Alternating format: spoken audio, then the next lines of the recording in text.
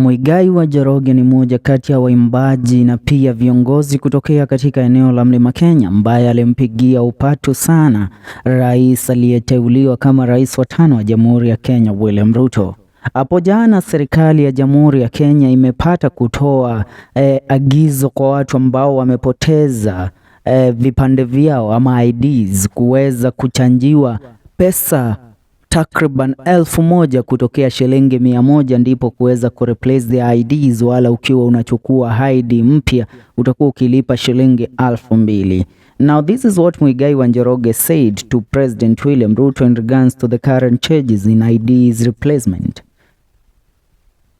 Now, he has been in the music industry since 1999 and has 13 albums to his name, and he has managed to stay on top despite the high competition in Kikuyu gospel music. In the previous election, Muigai was campaigning for the current administration which won the election.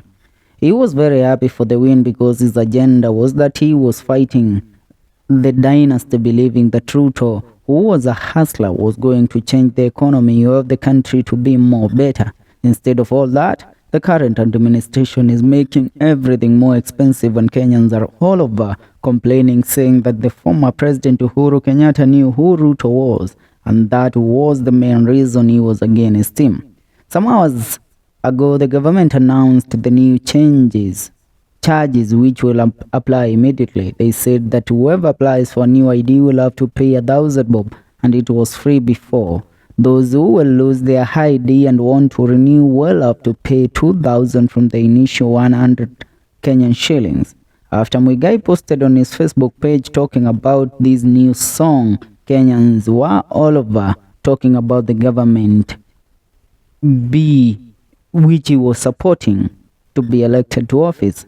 Some of his followers commented asking him to talk with Ruto since things are getting worse. Muigai replied saying, Ruto is paying Kenyans debt so as to save our children. Another one posted new charges for ID and passports, saying that it was where the government has taken them. Muigai replied on this saying that is how a country grows, and it is usually faced by so many problems.